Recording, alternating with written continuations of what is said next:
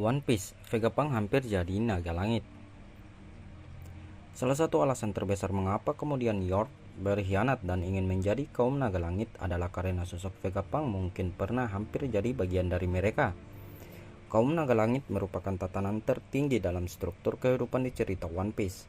Diketahui jika mereka merupakan keturunan dari 20 kerajaan yang membangun world government saat ini. Kaum naga langit tinggal di sebuah wilayah khusus yaitu Marijoa, di mana mereka tinggal dengan mewah. Mereka selalu merasa hidupnya berada di atas masyarakat biasa yang dianggap lebih rendah. Hal ini terlihat dari pakaian yang mereka gunakan. Dalam chapter 1078 diketahui jika salah satu satelit Vegapunk, York, ingin menjadi kaum naga langit. Apakah ini ada kaitannya dengan masa lalu Vegapunk?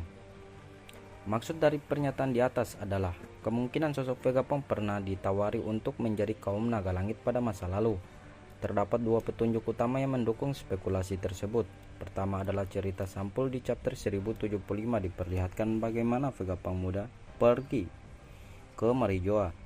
Dia nampak bertemu dengan para Gorosei dan membahas sesuatu. Kedua, dalam kilas balik Vegapunk di Ohara, dia sempat menyampaikan kepada Dragon tentang satu-satunya alasan mengapa kemudian dia mau menerima tawaran untuk bekerja demi world government. Menurutnya hanya world government yang mampu menyediakan sumber daya yang dibutuhkan. Mereka bisa terus memberikan suplai dalam jumlah besar tanpa henti. Namun yang menarik adalah di chapter 1078 Vegapunk mengatakan dengan tegas bahwa kaum naga langit adalah manusia rendahan atau hina. Karena itulah dia mempertanyakan mengapa kemudian York memiliki keinginan untuk menjadi kaum naga langit.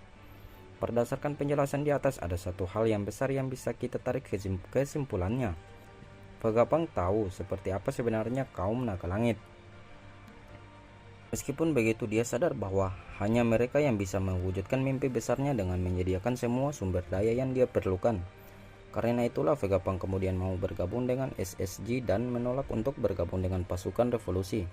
Meskipun begitu, Vegapunk sepertinya masih memiliki kebencian terhadap kaum naga langit. Dan apa yang dihadirkan dalam cerita sampul chapter 1075 kemungkinan adalah momen di mana Vegapunk ditawari untuk menjadi kaum naga langit.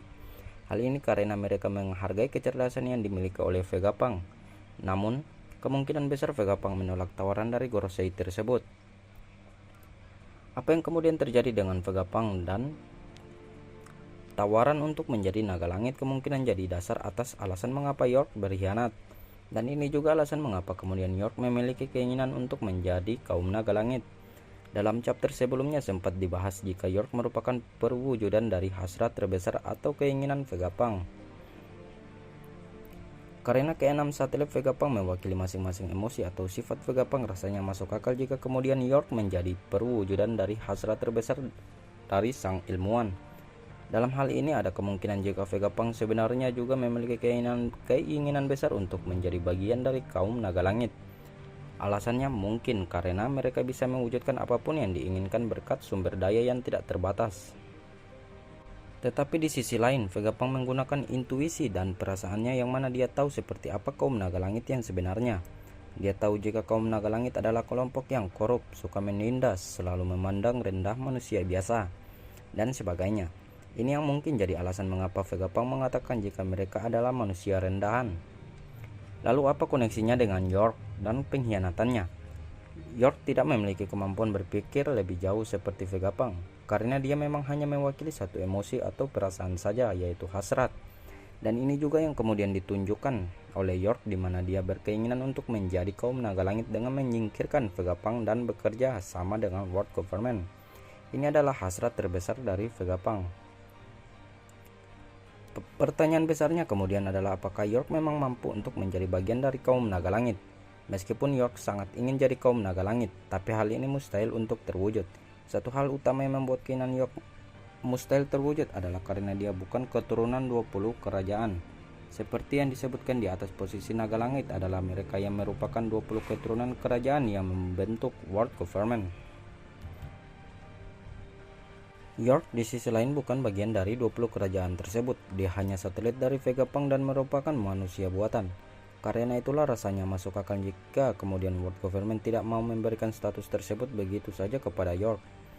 Status naga langit merupakan posisi yang tidak bisa diberikan begitu saja kepada orang lain.